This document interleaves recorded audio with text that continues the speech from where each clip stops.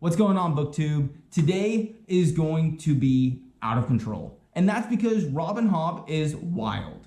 We're going to go over her Goodreads rating system for how she rates books she reads, and we're going to have a lot of fun because it's out of control. But first, I post videos every Monday and Thursday mornings, so if you haven't liked and subscribed, do that now so that you get notified when the next video drops. But back to Robin Hobb, even if you're like me and have never read one of her books, which I'm super confused to how I haven't at this point, but if you haven't, you still know her name. She is a giant in the fantasy genre and is arguably one of the greatest fantasy authors of all time. Her Farseer Trilogy, I think, is one of her most popular and is going to be the first one on my TBR list. She is such a big deal in the fantasy community that a lot of great authors cite her as a reason or an inspiration to how they got started writing or how they got into the fantasy genre in general. So like I said, I have not yet read any of her books. So I was adding some of her books to my Audible wish list because of the tips and tricks I talk about in my How to Audible video. And I was like, you know what? I really want to learn a little bit more about Robin Hobb and her writings. So I'm going to take 15 minutes and do a little bit of research. So an hour later, I find myself on her Goodreads page, and her rating system is wild. And essentially that's how I found it. But before I talk about her rating system, I'm going to talk about Petrik Leo's. Petrik Leo is the #1 most followed, #1 best reviewers, and number 41 in top reviewers. And I want to go over his rating system because it's the average person's rating system. It's the average way we see stars on Goodreads. So his 5-star rating means amazing. I absolutely enjoyed reading the book cover to cover. Most likely will be in my favorite shelf. A 4-star rating from Petrik means great. I highly enjoyed reading the book, only had a few minor problems with it. 3 stars is good. I like the book well enough to finish it, but it's not something great. And some people consider 3 stars to be good/neutral, but like it's an average, like it's an acceptable rating. 2 stars for Petrik means bad. I disliked the book, I had a lot of problems with it. And 1 star means a disaster.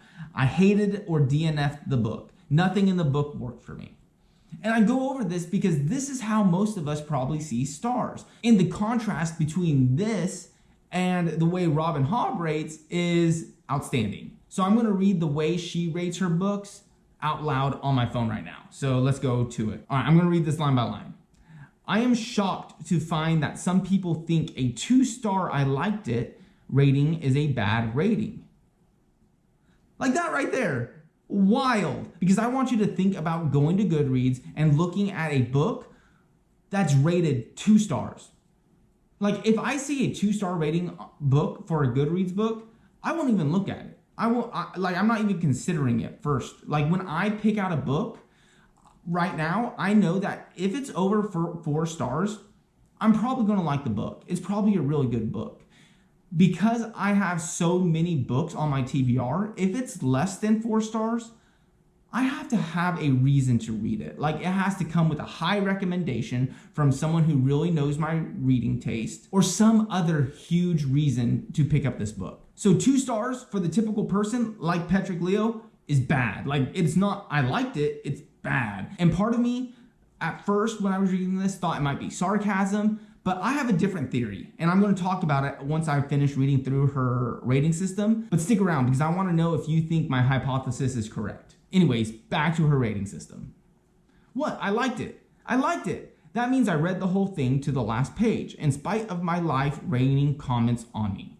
And that's a good thing to point out too. And I'll talk about this later.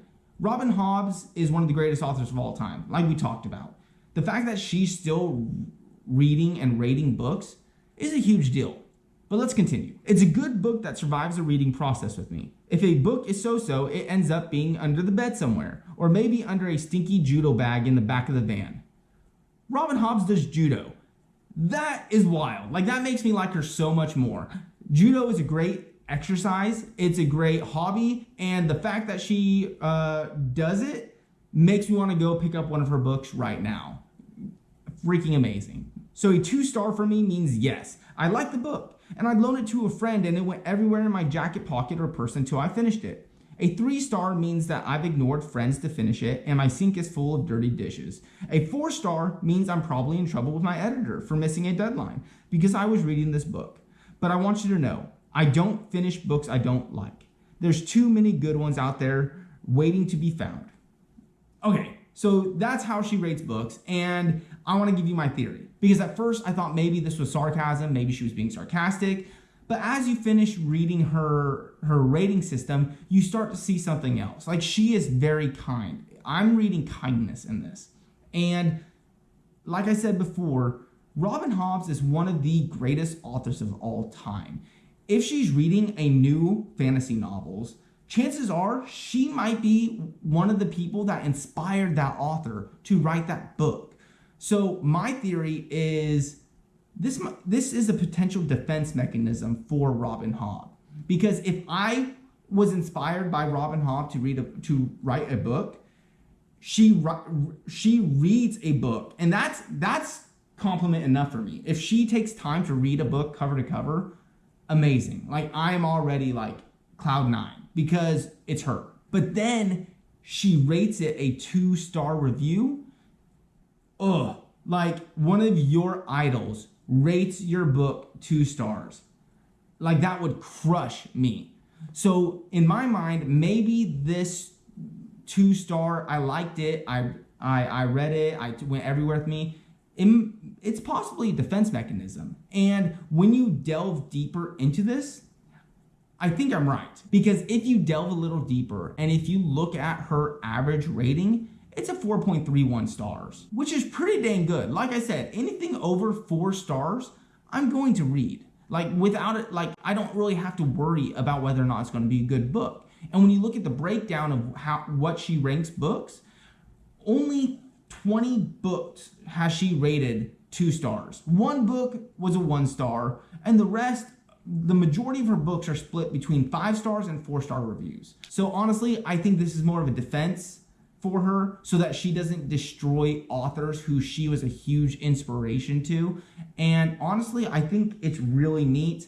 I think her doing judo makes me want to go read her book right now. She seems like a really good person, and I'm excited to jump into the Farseer Trilogy. Let me know if you guys agree with me. Let me know what you think about the rating system. And honestly, this opens up another discussion, which I'll talk about in another video. But essentially, should there be a standardized star ranking? Because I've seen some pretty crazy 1 and 2-star reviews. Like, somebody might decide that if they read the first 5 pages and don't like it, it gets a 1 star.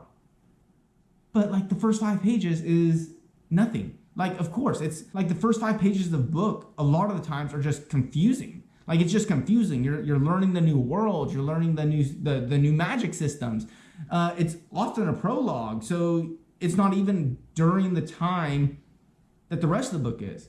So yeah, how are you gonna know about the first 5 pages? So let me know if you guys think there should be a standardized rating system or not. Like I said before, I post videos every Monday and Thursday morning, so make sure you like and subscribe to get notified when the next one drops. And until then, I hope you're out there reading cool new stories and good books, and I'll be back soon. Thanks for watching.